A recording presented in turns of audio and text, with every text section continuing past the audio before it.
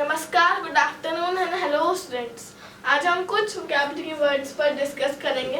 उनमें से फर्स्ट है डिसेंट। डिसेंट का एंटोनिम है असेंट। असेंट का मीनिंग है सहमत होना और डिसेंट का मीनिंग है असहमत होना। सेकंड है ऑब्लिवियस। ऑब्लिवियस का मीनिंग है बेपरवाह, मतलब कि किसी की परवाह नहीं करना। मैं आपको इतना एक्सप्लेन करके खत्म करती। Thank you. Hello dear students and friends, मैं आज आपके सामने पुनः कुछ वोकैबुलरी के वर्ड्स लेकर उपस्थित हूँ। और आज की जो वोकैबुलरी है ये बड़ा रोज़मर्रा में काम आने वाली है और स्टैंडर्ड की भी है, लिटरेचर के लिए भी है, कम्युनिकेशन के लिए भी है। और ये समझिए कि ये बहुत ही शानदार और वर्सेटाइल वोकैबुलरी है। और हर बच्चा जो थोड़ा बहुत भी इंग्लिश से वास्ता रखता है, इंग्लिश जानने की, इंग्लिश बोलने की, इंग्लिश पढ़ने की थोड़ी चिंता रखता है, उनके लिए ये वर्ड्स बड़े सामयिक हैं और उसको बहुत चिंतन से इसको सुनना चाहिए, सीखना चाहिए। चलिए, कल मैंने जो बताया था, कल अपन ने जो किया था वो था गाप। गाप। और आज दो शब्द उसी परिवार से और है, फोपा। इसको बोला जाएगा फोपा और यह है सोलेसिज्म। तो तीन शब्द हो गए। कल अपन ने किया था गाप, आज अपन दो शब्द और कर रहे हैं, फोपा और सोलेसिज्म। ये तीनों ही शब्द सोसाइटी में व्यवहार से संबंधित है और व्यवहार में संबंधित होकर के व्यवहार में आपका अनसोशियल बिहेवियर जो प्रेजेंट करता है उससे भी संबंधित है। यानी आपके सोशलाइजेशन में कुछ कमी है या आपने उस समय जो है लेस देन सोशल बिहेवियर का प्रदर्शन किया है, तो वो जो है सुनने वालों को, देखने वालों को, खुद को भी एम्बैरेसिंग सिचुएशन पैदा करता है। अब जैसे पहला है फोपा। फोपा, इसमें देखो बोलने का उच्चारण ध्यान रखना है। फोपा इसका मतलब है सोशल ब्लंडर और या फॉल्स स्टेप। अब देखिए, कहीं आप जो है किसी समारोह में गए हैं और समारोह की एक तहजीब होती है कि किस ड्रेस में जाना है, कैसे आपको वहाँ प्रेजेंट होना है और किस तरह से वार्तालाप करना है। यदि आप उस ड्रेस में जाएं जो उससे वहाँ की सोशल जो फंक्शन है उससे मेल नहीं खाता हो, तो आप जो है एक तरह से एक अलग से ही नज़र आएंगे और वो सोशल होने को, कम होने का प्रदर्शन करेगा।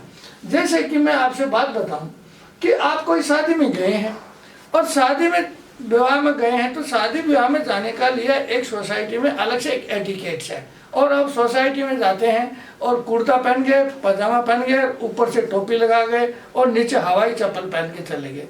तो ये जो आपके द्वारा किया गया है ये एक फोपा है, सोशल ब्लेंडर है, जिसने आपको आमंत्रित किया है वो भी एक एम्बैरेसिंग सिचुएशन में आएगा और आप भी जो है ना वहाँ सबसे मिलेंगे जुलेंगे, तो आप भी एक जो है ना एक तरह से हंसी का पात्र बनेंगे।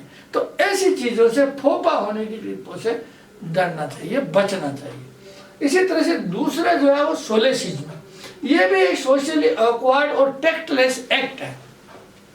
इसमें भी क्या है कि आपके व्यवहार में कुछ कमी रह गई है। जिस प्रकार से कि मान लो आप गए हैं, एक बैठे हैं गैदरिंग में, और गैदरिंग में बैठ करके एक डाइनिंग टेबल पर मान लो आप बैठे हैं और डाइनिंग टेबल पर आप जो है खाना इस तरह से खा रहे हैं कि आप खाना भी खा रहे हैं, जोर जोर से बोल रहे हैं।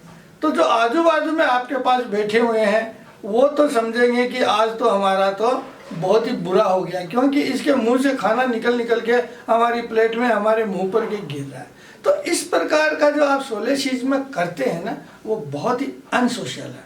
दूसरा जो सोलेसिज्म का एक और अर्थ है वो है भाषा का। यदि आप लैंग्वेज लिखते हैं उसमें ग्रामेटिकल मिस्टेक हो या उसमें ऐसा व्यवहार की ही गलती हो, तो आपका वो कृत्य है ना वो सोलेसिज्म माना जाएगा। इसलिए मैंने आपको जो सोसाइटी में व्यवहार करने का एटिकेट रहने के बारे में 3 शब्दों से आपको वाकिफ कराया है। जो लास्ट वीडियो था उसमें था गाप और आज था फोपा और सोलेसिज्म। तो इन तीनों शब्दों का आप अच्छी तरह से मनन कर लें और जहाँ तक हो सके इस प्रकार की पोजीशन नहीं करें कि न तो सामने वालों को एम्बेरसमेंट होना पड़े और न आपका एम्बेरसिंग पोजीशन आए। अब नाउ नेक्स्ट है पांथेइज्म।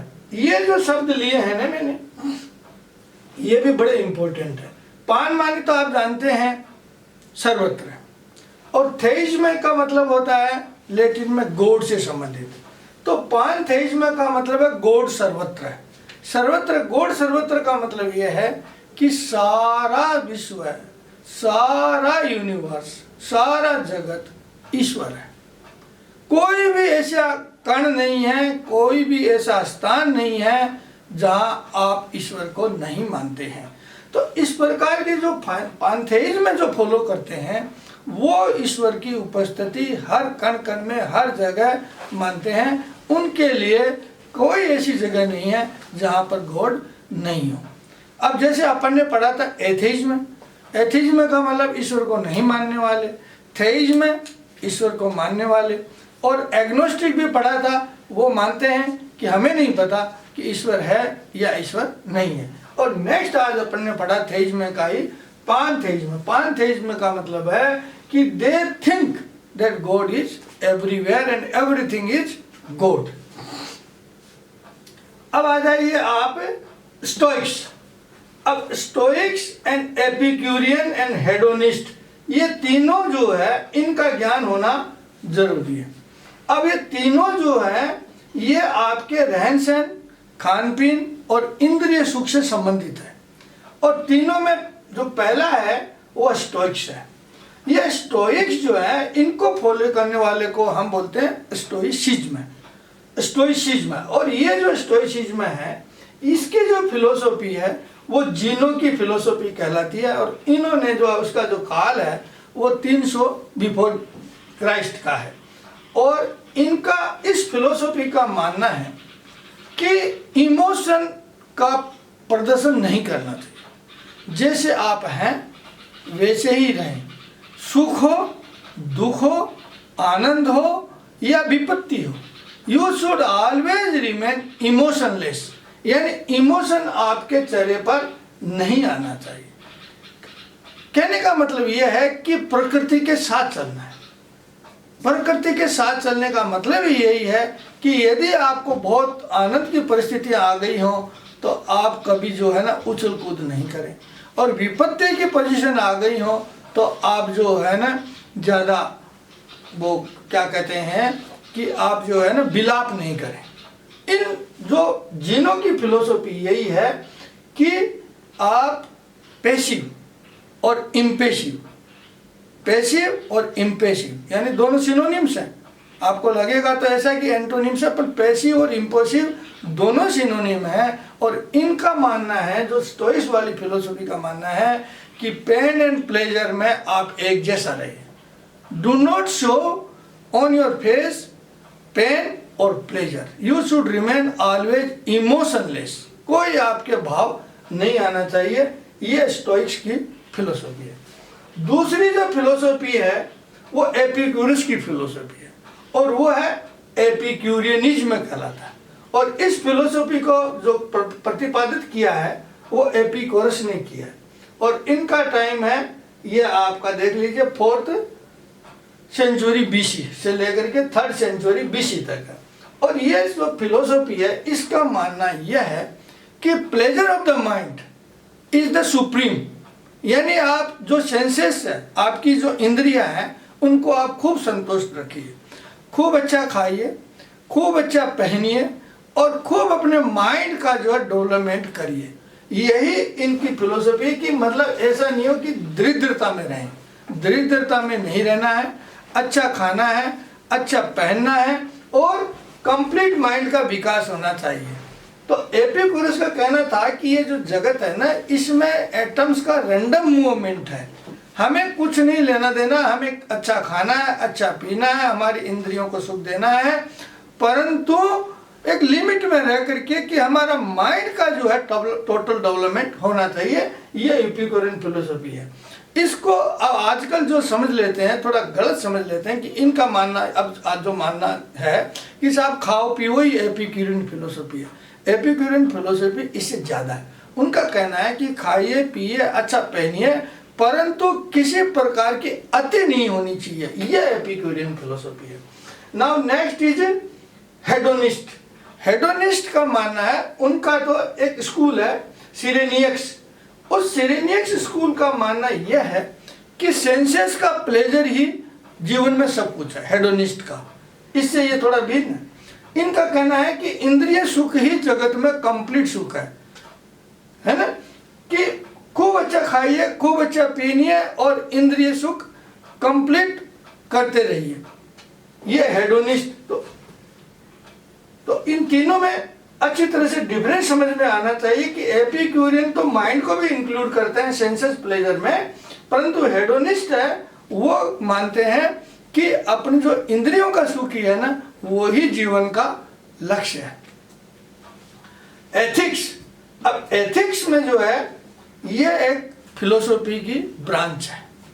उसके अंतर्गत हम एथिक्स में ये पढ़ते हैं, ये सिंगुलर होगा। एथिक्स में ये पढ़ते हैं कि मोरल कोड क्या होना चाहिए हमारे जीवन में। नैतिकता हम यदि जीना चाहते हैं तो किन नैतिक बातों को हमको जो है ना आत्मसात करना चाहिए, किन बातों को हमको त्यागना चाहिए। तो जो भी फिलोसोफर होता है अपनी फिलोसफी देता है, उसके साथ में वो अपनी एथिक्स भी देता है। एथिक्स का सिंपल सा मीनिंग ये है कि नैतिक जीवन किस प्रकार से मनुष्य को इस संसार में जीना चाहिए। तो मैंने आज आपको कुछ फिलोसॉफिकल वर्ड्स बताए हैं और कुछ ये समझ लीजिए कि सोशियोलॉजी और फिलोसॉफी से संबंधित है, परंतु इनका मनन करना अति आवश्यक है। मनन करने के उपरांत ही आप इसको आत्मसात करके और अपनी वोकैबुलरी में इंक्लूड कर पाएंगे और इनको आप यूज कर पाएंगे। तो आज के लिए मैं आपके साथ में इतने ही वोकैबुलरी शेयर करता हूं और आशा करता हूं कि आप जो है इस जो समय चल रहा है लॉकडाउन में, इस समय को पूर्ण रूप से आप जो है कंप्लीट तरीके से इसका उपयोग कर रहे होंगे, यही मेरी आशा है।